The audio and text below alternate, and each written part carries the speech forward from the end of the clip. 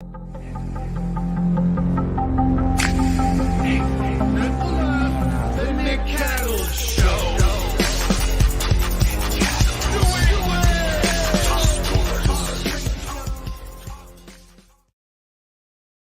happening? Happy hump day to you and yours. Thanks for joining me as always. It is very much appreciated. We are going to talk about the Patriots in a couple of minutes and whether or not they should trade a core player from this football team. But speaking of trading a core player, we've got some breaking news out of the NFL that will impact the Patriots.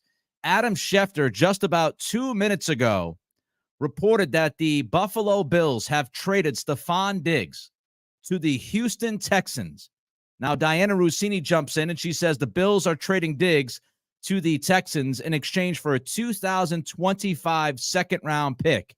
The Texans also get a 2024 fifth and sixth-round pick. So, the Texans will trade a second-round pick in next year's draft for Diggs, a fifth and a sixth. So, Diggs, a fifth and a sixth to Houston, while Houston trades a second-round pick in next year's draft to the Buffalo Bills.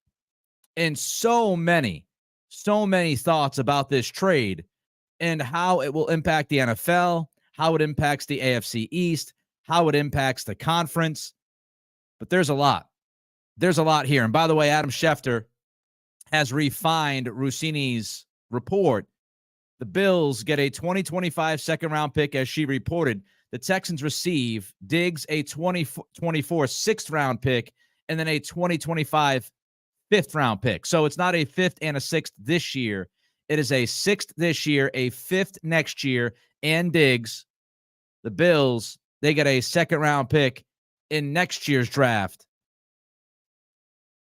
from the Houston Texans. So it's a gigantic deal. And obviously, if you look at this from a Patriots lens, you immediately wonder how in the world this will impact the Buffalo Bills and their offense. When we talk about surrounding a young quarterback, giving that young quarterback a true number one wide receiver, that's what the Bills did with Diggs going back a few years ago to help Josh Allen. And now Diggs is going to be the guy that goes down to Houston to help C.J. Stroud. But where does that leave Allen and the Bills? Gabe Davis has left the Buffalo Bills via free agency. And then when you look at Diggs, he's now gone via trade. So it's a very, very interesting situation that is playing out in Buffalo. And how will Allen deal with this? Now, when you first look at a trade, you would say to yourself, okay, you got a second-round pick, and you would be able to replace Diggs with that second-round pick with a very deep wide receiver class. But that second-round pick is in next year's draft, not this year's draft. That's what's pretty interesting. It's pretty interesting that the Buffalo Bills were not asking for a pick from this year's draft. They're focusing on 2025, even though they have Josh Allen at quarterback, even though they have a draft this year that is very, very deep at wideout. Now, of course, the Bills, they can easily draft a wide receiver in this year's draft in the first couple of rounds with or without that second-round pick being this year, right? I mean, they can still look at the situation. They could say to themselves, hey, we've got a very, very deep wide receiver draft this year, and now maybe we dip our toes into that wide receiver class in the first round. I mean, they're picking 28th in the first round, so the Bills can look at this and say to themselves, we can possibly draft somebody like A.D. Mitchell, and we think A.D. Mitchell is going to be as good as Diggs within the next 12 to 18 months. We don't have to pay A.D. Mitchell as much money as we have to pay Diggs, so let's make the deal now, and let's go big-time wide receiver in the first round, and maybe the Bills will trade up to get a Brian Thomas Jr. Who knows? But they do pick 28th in the draft, which makes you wonder if that first-round pick at 28 is going to be a wide receiver for the Bills. So the Bills, that side of it, fascinating stuff. Fascinating stuff when you trade your best receiver, and many would argue your best player outside of Josh Allen that was on this roster. You trade that guy when you are contending pretty much every single year to get to the Super Bowl. And what you have at receiver now is you've got Shakir, right? And you've got Curtis Samuel, who you signed. So it would make some sense if the Bills did go X receiver at 28 or move up. Because if you have Brian Thomas Jr. or A.D. Mitchell, now you have that guy along with Shakir and Curtis Samuel. Mac Hollins is kind of a big guy who was signed this offseason. So it's very, very fascinating to see the Buffalo Bills put this together. Of course, they cut a lot of veteran guys before free agency because they were up against it with the cap. So I know some people say the cap isn't that big of a deal. It does become a big deal if you don't draft well. If you don't draft well and replenish that talent, then yes, the salary cap does mean an awful lot. Now, as far as Diggs himself, of course, we know Diggs is somebody who could rub some people the wrong way. And he has had a long history of being emotional on the sidelines, not necessarily getting along with his quarterback at all times, not necessarily getting along with his head coach at all times. So now Diggs goes down to Houston. And Houston says, hey, it's worth it.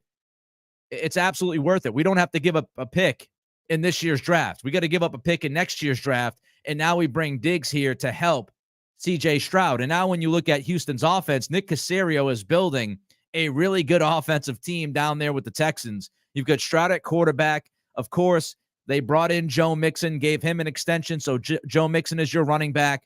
Your wide receivers now are Diggs, Nico Collins, and Tank Dell. And I think you slot those guys correctly now, right? Nico not really seen as a number one wide receiver at the NFL level. He's more of a two guy. So now Diggs takes that number one spot, and you move everybody down a slot. You've got Nico now as your number two. You've got Tank Dell as your number three. And, of course, the Texans also re-signed Dalton Schultz. So Houston, with DeMeco Ryans, defensive head coach, they are focusing on offense and building that part of the team up. And if DeMeco continues to work his magic defensively, you now have an offense that can put up some points, man. Stroud, Mixon, Diggs, Collins, Dell, and Schultz. That's a pretty damn good offense. And Houston is going to be a dangerous team. And if you are the Patriots, you know, I've used the Houston Texans as the example for the Patriots. And I've said, you know, this is not going to be a quick rebuild. Houston was not necessarily a quick rebuild. They had a draft class or two. Then they hit on the quarterback at the top of the draft. They got uber aggressive. They brought in Will Anderson, also getting aggressive, trading up in the draft. And then this year, they spent money in free agency, and now they're building up the offense. So if you are the Patriots, if you're a Patriots fan, like I think pretty much all of you are, if not the vast majority of you, if you are a Patriots fan and you're looking at this build in Houston, this is really what you want to see. If you go back to last year's draft and you say the team started to build in last year's draft, and 2021 was a major missed opportunity with some of those picks, as we know. You look at 2023 in that draft, and you brought in Keion White and Christian Gonzalez and Pop Douglas. You started to build some of that foundation. You've got Christian Barmore, young blue chip prospect now, a guy who is really developing into a blue chip NFL player. So you've got that foundation, and now the Patriots are in the spot at 3 to possibly draft their quarterback of the future like the Texans did last year with C.J. Stroud. And it's fascinating. Stroud was criticized during last offseason, right? As we got closer to the draft, a lot of people were throwing shade at Stroud because of that S2 or whatever it's called, that testing. And there were people trying to tell us that Stroud was going to plummet down boards. He was not as good as people thought that he was going to be, and all of that stuff. We've heard some similar things about Drake May over the past few weeks. Oh, he's not as good. You got to look out for the footwork and the mechanics. And, you know, we thought he was going to be a top 2 quarterback in this class, but now he's really faded. So, you know, when you look at how Houston has built that, if you follow that model, which is interesting because, again, it's Nick Caserio, who obviously used to work here. If you follow that model, you could really follow it to a T in this draft coming up. If you do draft Drake May or Jaden Daniels at 3, you would hope that person, that quarterback, is your C.J. Stroud. You drafted Tank Dell in last year's draft. You would hope a Xavier Legette, for example, would be your Tank Dell. And then you build through the draft, and then you go into next offseason and you spend more money on a couple of outside guys that you have targeted, and you go back into the draft and you go into the trade world, and then maybe next offseason is when you swing big for that number one wide receiver like Houston just did. There's a lot of different ways to handle a rebuild. But if you look at Nick Caserio and the Texans, defensive-minded head coach, former linebacker at the NFL level, right? Somebody who I think really, really showed out at the NFL level, like Gerard Mayo and DeMeco Ryans. Very similar approach to football. Very similar personalities from what I understand.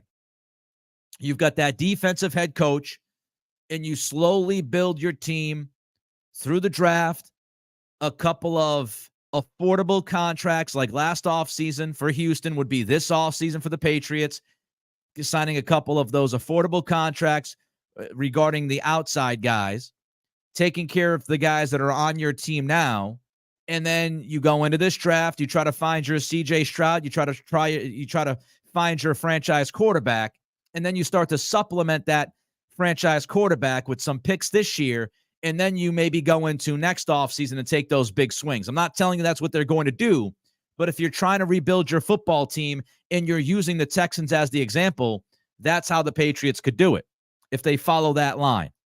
So a fascinating deal done in the AFC, and I would imagine you have to, and maybe I'll end up being wrong, but you've got to believe that Buffalo at 28 is now looking at receiver.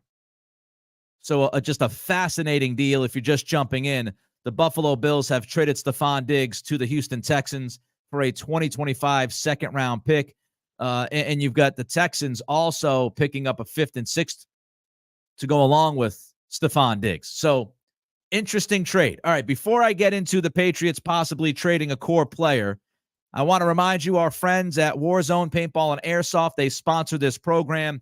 Warzone has 9 maps on 30-plus acres of land, multiple villages, a trench warfare map, hilltop forts. They've got paintball. They've got airsoft. They've got kid versions of paintball and airsoft, something for every age group starting at 6+. You can show up with jeans and good shoes, a long sleeve shirt. Warzone will handle the rest. And if you're new, no worries. Warzone's rules are designed to protect new players, low-key, casual. The staff is great, 4.9 star rating online. Check out Warzone Paintball and Airsoft in North Kingston, Rhode Island. Give them a call at 401-228-6366.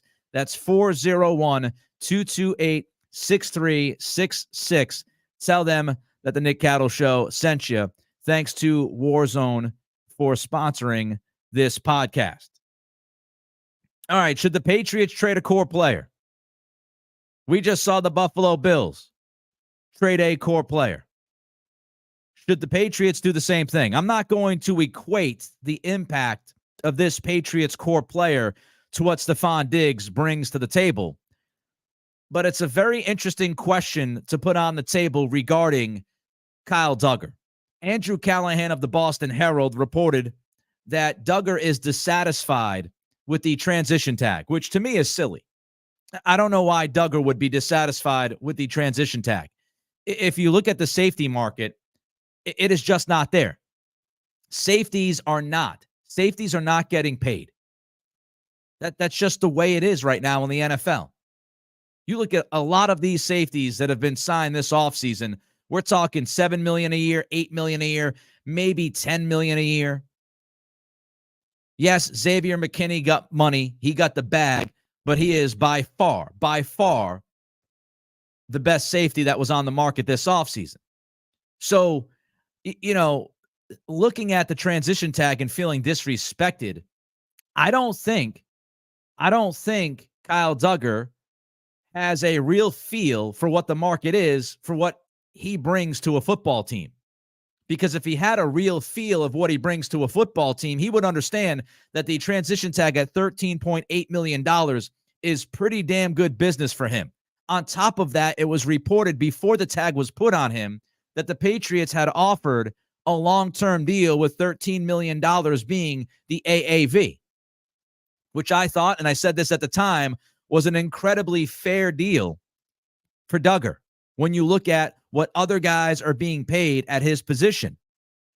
So now we hear he's dissatisfied. He's still not happy. He's not happy about the transition tag. He's not happy that he's not getting more money. So inevitably, the question is, should the Patriots trade Kyle Duggar? If you were the Pats, would you deal Duggar? I want your thoughts in the comments. Don't forget, you can send a super chat to jump to the front of the line with your comment or your question. Also, while you're watching, don't forget to give us that thumbs up. All the likes that we can get means an awful lot to this program. More likes means more eyeballs. We're trying to expand the reach. We're trying to expand the brand. So please help us by giving us that thumbs up and subscribe. I checked this morning. We're a little less than 150 subscriptions away from hitting our goal of 3,000 subscribers by Monday. It's going to be really tough. We got 5 days left. Can we get 150 subscriptions in the next 5 days? It's going to be a big-time challenge. Need your support to do that. Don't forget to like. Don't forget to subscribe. Don't forget to rate and review Spotify, Apple Pods. All right. Should the Patriots trade Kyle Duggar? He's dissatisfied. I say yes, depending on the return. And what I mean by that is I'm not giving Duggar away. I'm not going to trade Duggar for a 6th-round pick, for example. That, to me, wouldn't make sense. But I would trade him if I'm getting a good pick. Now, what is that? I'll get to it in a minute. But reasons why I would trade Duggar, he's 28 years old. We can't forget that Duggar came into the league as an older rookie. He's 28, and he's on a 1-year transition tag. So if you don't trade him and he accepts the tag, you're now looking at having a 28-year-old safety on the roster for 1 more year, and then you're going to have to revisit contract talks again next offseason when he's a year older. So 28 years old, 1-year deal.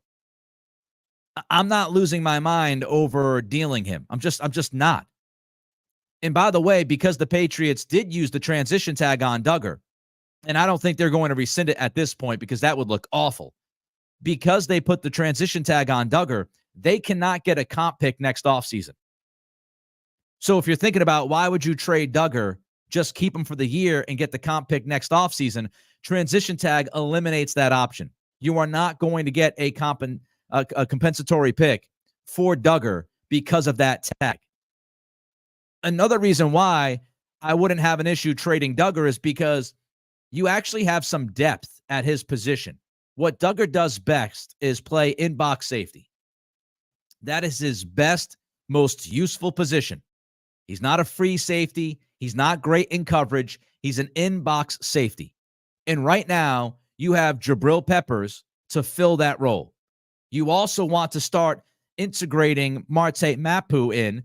And as we know, Gerard Mayo said that Mapu is going to be in the safety room this year. So the plan with Mapu is to play him at safety. So you have Peppers, you have Mapu, and the Patriots also signed Jalen Hawkins, who is more of an in-box safety kind of guy. He's a downhill tackler. So if you have Duggar and he's going to be dissatisfied, he's going to cause somewhat of an issue or something, right? Or he could be a little miffed this year. I'm moving on. You're 28. You're only going to be here for 1 year on this transition tag. We can't get a comp pick for you next year. And we have in-box safety depth with Peppers, Mapu, and Hawkins. So I would be willing to trade Duggar if I got a return that I deemed formidable. And what I think would make sense is if I could get a 4th-round pick for Duggar, I'd make the move. If you could give me a 4th-round pick for Duggar, I'm taking it. I'm taking that deal. Because in the 4th round, number one, it would give me more options. I would have another option there, right? Another pick to use on a wide receiver or a developmental offensive tackle or maybe a tight end. A lot of these tight ends are going to slide down the board. It's not a deep position in this year's draft. You can get a legitimate tight end to develop in the 4th round. So it gives me another dart to throw at an offensive skill position player. It also gives you more ammo. You know, if you are going to have that extra fourth round pick, you now have an extra pick to trade to move up, for example. You might be able to trade that fourth round pick and a fifth round pick to possibly get into the third round, for example, and now have 2 third round picks. So I would trade Duggar if I could get a fourth round pick or better. I would make that deal. It gives you more ammo to move up the board if you need to. It gives you another dart to throw at wide receiver and tackle and tight end. So I would be doing that. And I would be not very concerned, but I would be slightly concerned that a dissatisfied Kyle Duggar turns into a sulking Kyle Duggar, which could impact the culture you're trying to build with this program. You don't want guys upset about their contract status in that locker room. You just don't. Speaking of veterans in contract situations, how about Matthew Judon? He's another guy we've got to keep an eye on. He's got 1 year left on his deal.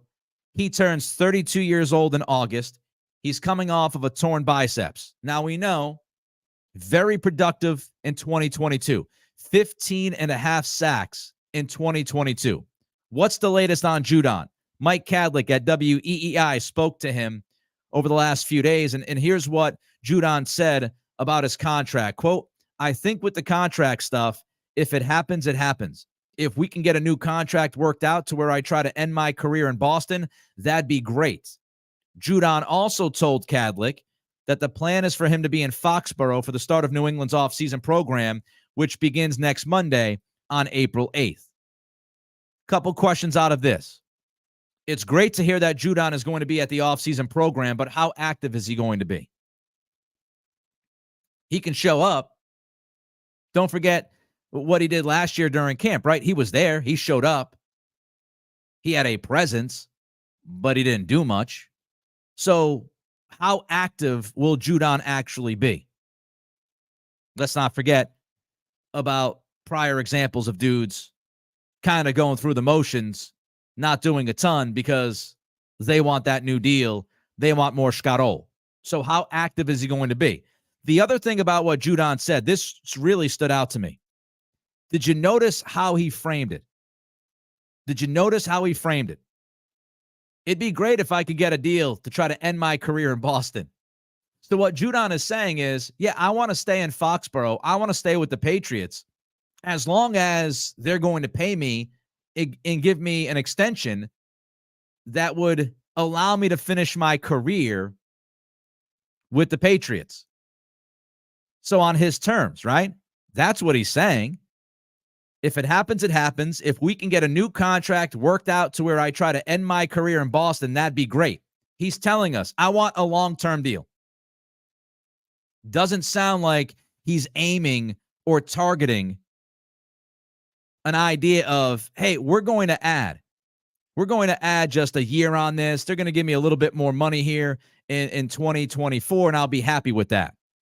Now, I want Judon back. I want Judon back because he's a leader. I want Judon back because he's very productive. I want Judon back because you're thin at edge. Anthony Jennings does a good job for who he is. Josh Uche, 1 year deal. Yes, I want to see Keion White play more, and I want to see him develop. But we don't know what Keion White is going to be this year. We have no idea. So if you asked me, yes, I would want Judon back. However, I am not going to give Matthew Judon a contract that goes beyond 2025. Those are my terms. We talked about this during my offseason plan. I don't know how far away that was, right? How long ago that was. 2 months ago? And I said during my offseason plan, defensively, I would bump Judon this year. I'd give him a few extra $1 million, give him some incentives, and I would tack on an extra year in 2025. That's as far as I'm willing to go. I am not going to give a guy who's turning 32 years old coming off of a biceps tear, I'm not going to give him anything more than 2 years. I'm just not. If he's looking to retire here, if he wants to sign a deal through 2027, I'm out on that idea. I want it to be mostly team friendly. I want it to be short term. I don't want Elliott Wolf and the Patriots handcuffed by a contract to Judon. And if Judon isn't willing to play ball, yes, I would gauge interest and I would be willing to trade Judon. If I could get a third-round pick for Matthew Judon, I would do it. Again, my number one option is to keep him here for this year and next year. But if that's going to be a problem, I would trade him if I could get a third. If I could get a third, see it. And people might say, Nick, that's going to make your team worse this year. You're willing to trade Duggar for a fourth? You're willing to trade Judon for a third if he wants to play hardball contractually? That's going to make 2024 worse. I understand. My answer to that is it's not about 2024. It's just not. I don't think any of us are looking forward to a 9-win, 10-win, 11-win season this year. Now, I hope those guys believe they can get there and they play their tookuses off and they try to do what they can do and win as many games as possible and compete, okay? But all of us and Elliott Wolf as well, should be focused on 2025 and beyond. And that's why I've said, if you draft a quarterback at 3, if you draft Drake May and you don't think he's ready for this year, I have no issue at all sitting him for a season. I don't. Because I'm concerned about 2025 to 2040. That's what you're looking at. You're trying to build this up right. And so, yeah, if Judon's going to play hardball with the contract, if I can get a third-round pick for him, I'm moving on. If I can get a fourth for Kyle Duggar when I've got Peppers and Mapu and Hawkins as inbox safety depth, yes, I'm going to make that deal. I'm going to make that deal. I'm going to bring in a third-round pick and a fourth-round pick, and I'm going to load up in this draft. And I'm going to have a number of options with all of those picks. Whether I stick and pick, move up, move down, move all around, I have a lot of options and opportunity on that draft weekend to do damage. Now, again, I'm not just giving away Duggar, and I want to keep Judon. But under those circumstances, if Judon wants to play hardball, if Duggar can get me a fourth-round pick, I'm picking up the phone. I'm making phone calls because it's about the future of this football team. That's what it's about. All right. Before I move forward, don't forget to give us that thumbs up. All the likes in the world mean an awful lot to this program. The more likes, the more we defeat that algorithm. And the algorithm is what can hold us down in the YouTube world. So more likes means more eyeballs. YouTube sends this program out to more people. The more likes we get. Subscribers as well mean an awful lot, and comments. So if you haven't subscribed yet, take a second of your time. I know it's important and crucial, but take a second of that time to give us that thumbs up and to subscribe to the channel. Trying to get to 3,000 subscriptions by April 8th. We're just under 140 or so away from that. So let's continue to push. Let's continue to push as much as we can to try to get to 3,000 subscribers by Monday, April 8th. It would mean an awful lot to this show as we get ready for the draft. And I'm telling you right now, we are going to crush the draft. 2-3 weeks out, next week, week after, week of the draft, we are going to destroy the draft. We're going to be all over it. And on top of that, we're going to do some special things on draft night, on that Thursday. If you want to become a Patreon member, it's $5 a month, $1.25 a week. On Patreon, what we're going to do is we're going to do a Discord community chat during the draft through the first 3 picks. So here's the plan for draft night. Write this down. Draft night, we're going to do a preview show. We're going to bang it out, right? We're going to bang it out for, I think, about an hour or so leading into the draft. As the draft is happening, through the Patriots pick at 3, we are going to be at the Patreon page at the Discord chat. Once we wrap up the Discord chat, we are then going to head back to the YouTube page with our reaction to what just happened at pick number 3. That's the plan. Of course, it's fluid. If the Patriots trade down, then we adjust. So there's going to be a lot of things going on. But it's going to be fun. I'm going to have some cold beverages during the draft for sure. If you are into that kind of thing, I'll have a couple of beers for sure during the draft. I always do.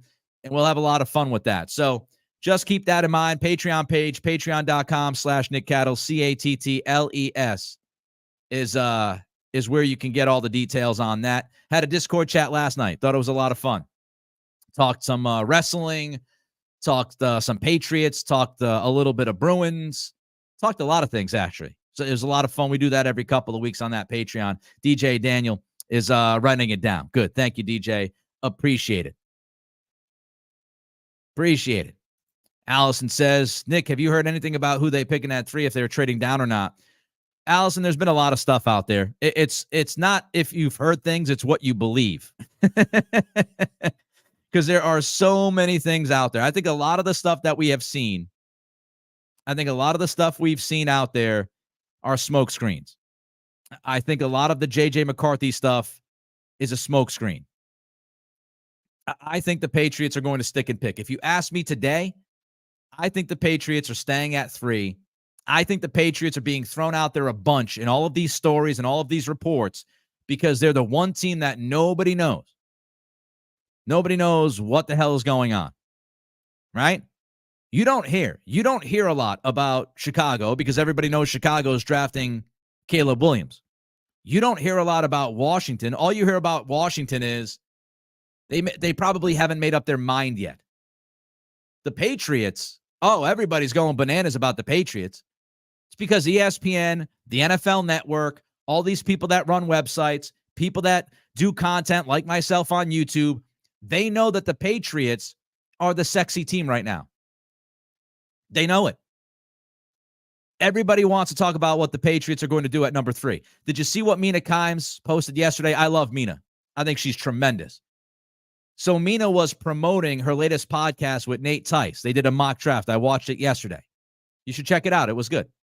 Did you see what Mina Kimes tweeted yesterday to promote her podcast? She tweeted the conversation surrounding the Patriots during the mock draft.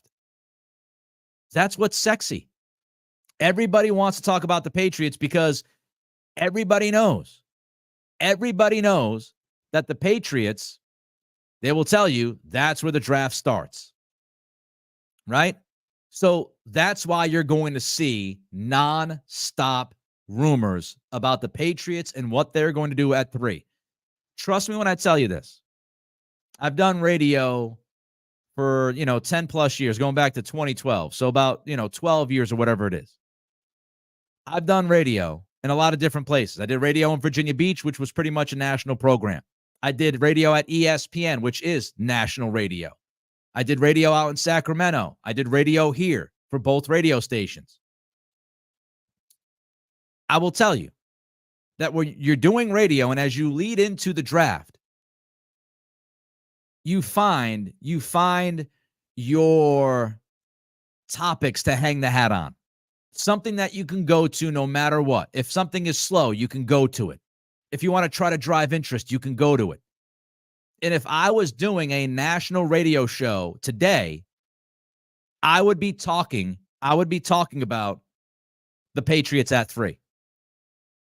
Because nobody cares about the Chicago Bears, because everybody knows they're picking Caleb Williams. Yeah, you could talk about Washington, but Washington is not trading. The sexy idea is the Patriots at 3. And that's going to drive the clicks and the listens and the viewers and all of that stuff. That's how the game works. Ken Weber sends a super chat. Thank you, Ken. Thank you so much, man. I appreciate it. $20 super chat. Showing support for my favorite Pats YouTuber. No hot takes today.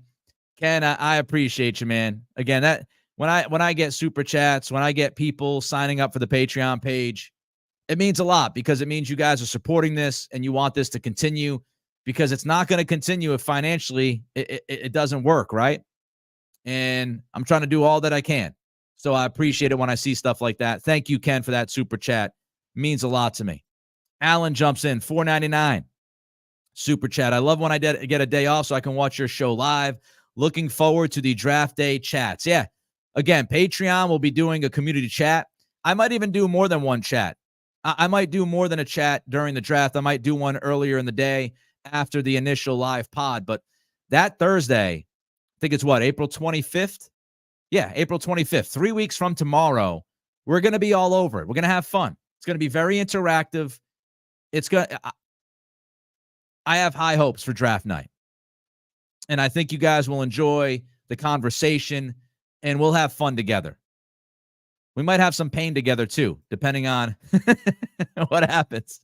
But thanks to Ken and Alan for those super chats. And if you get a chance, the Patreon page, $5 a month, $1.25 a week. Patreon.com/Nick Cattle, CATTLES. All right, I wanna leave you with this one more thing, okay? I've got one more thought about the Patriots. And by the way, Patreon members, I will be dropping an exclusive podcast to all of you later today. And what I'm going to dig into in the exclusive podcast on that Patreon page tonight, we are going to dig into a quarterback that is going to be in this draft that we haven't talked a lot about, but could end up being an option for the Patriots if they don't pick at 3. We're going to dive deep into that quarterback. I've got a bunch of analytics and some numbers to talk about. So that's going to be on the exclusive podcast on the Patreon page later today. Be on the lookout. But before I say peace to you guys on this hump day, I got one more thing I want to talk about here, and it's about Jerod Mayo and DeMarcus Covington. The newest additions to the Patriots defensively: Jalen Hawkins, Armon Watts, and Sion Takitaki.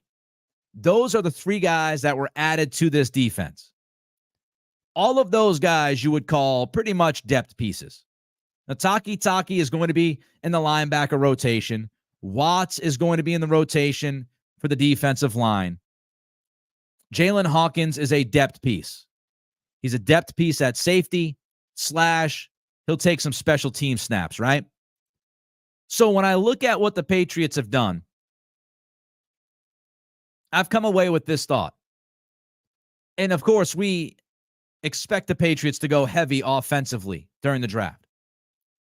When you look at what the Patriots have done defensively, they have a lot of belief in Jerod Mayo. They have a lot of belief in DeMarcus Covington. A lot of belief. You lost Bill Belichick, and no matter how we feel about Bill and how he ran this team towards the end, whether you loved it or hated it, no matter how tough of a spot he put this offense in moving forward, there's no denying, there is no debate that Bill Belichick is a defensive genius. Yeah, he should have played Malcolm Butler. Whatever. We can get triggered about that some other day. But defensively, Bill Belichick is a genius. The man's got a game plan in the Hall of Fame. His defensive acumen has no boundaries. Bill Belichick and Steve Belichick, Steve, who has done a great job calling plays the last few years, you lost both of those guys. That's a lot of brain power on the defensive side of the ball. You lost Bill and you lost Steve. And in the existing staff, on this existing staff, you don't have one guy who has called defensive plays during an NFL regular season game. Not one guy. You don't know how Covington and Mayo are going to do with their week-to-week game planning. You don't know how they're going to deal with in-game adjustments defensively. And they have a very, very high bar that was set last year in the last few years. This defense last year, according to DVOA, was top 10 in the league. Top 10. So there's a lot of trust and a lot of belief being put into Jerod Mayo and DeMarcus Covington. Because the one thing this team cannot deal with is a drop from that defense. If they want to win as much as they can, be as competitive as they can, this defense has to be as good as it was, at least as good as it was last season. And you lost Bill and you lost Steve Belichick. And you didn't replace those guys with any kind of old sage.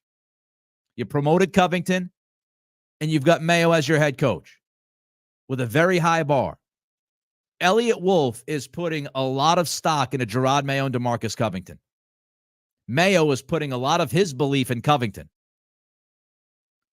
So I think that's a crucial aspect of this upcoming season as we get closer to them kicking off and playing games that matter.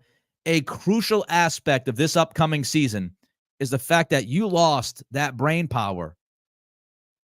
You lost that brain power from Bill Belichick and Steve Belichick, and now you're putting a lot of trust and belief into Mayo and Covington. DJ Daniel says, so Nick wants the defense to be as good, but wants to trade Judon and Duggar.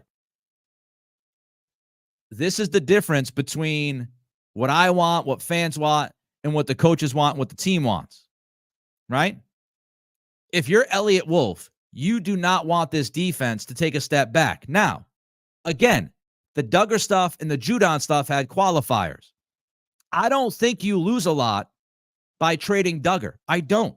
I think he's a good player, but I think you have guys, as I stated, that can play snaps in place of him. You might take a slight hit.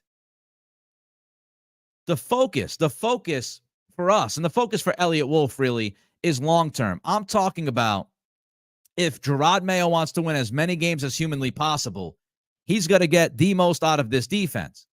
And as a matter of fact, trading Duggar, let's not forget, Judon didn't play last year, did he? He played a couple of weeks, right? So let me put it this way, DJ. If you subtract Duggar and Judon did not play the vast majority of the season last year, right? Christian Gonzalez was done after week 4. I think with Christian Gonzalez back, with Keon White developing, you should expect this defense, even without Duggar and Judon, if you traded those guys, you should expect this defense to be as good as it was a year ago because you didn't have Judon last year and you didn't have Gonzalez last year for the vast majority of the season. So, yes, I think they should be as good as they were last year because you can replace Duggar's snaps with guys on the team. You can replace that role, the hybrid linebacker role, and Judon didn't play a lot, and you're adding Christian Gonzalez back to the mix. So, yeah, that's what I would say. This defense should be as good as it was last year, even if you trade both those guys. And DJ says, maybe losing one but not both, in my opinion. That's cool. That's cool. I don't think Duggar made a huge impact last season. As a matter of fact, through the first couple of months of the season, if not longer, I thought Duggar hurt you more than he helped you, frankly. Now, a lot of that had to do that he was square peg, round hole, I think, playing free safety. So, it's all out. It's all out. DJ also mentions that the jury is still out on Gonzo. I mean, to me, the only question about Christian Gonzalez is if he can stay healthy. I'm not telling you he's a top 5 corner in the league, but I think Christian Gonzalez coming into the league was seen as a number 1 guy, and I don't think anything we saw from Gonzalez last year in the first 4 weeks would tell us he was different. Arlo jumps in. $5 super chat. Thank you. Your thoughts on the state of the AFC competition in the next few years? Diggs is gone. Does Allen revert to hero ball? Has Miami peaked? All right. A few things here, Arlo, and thank you for the super chat.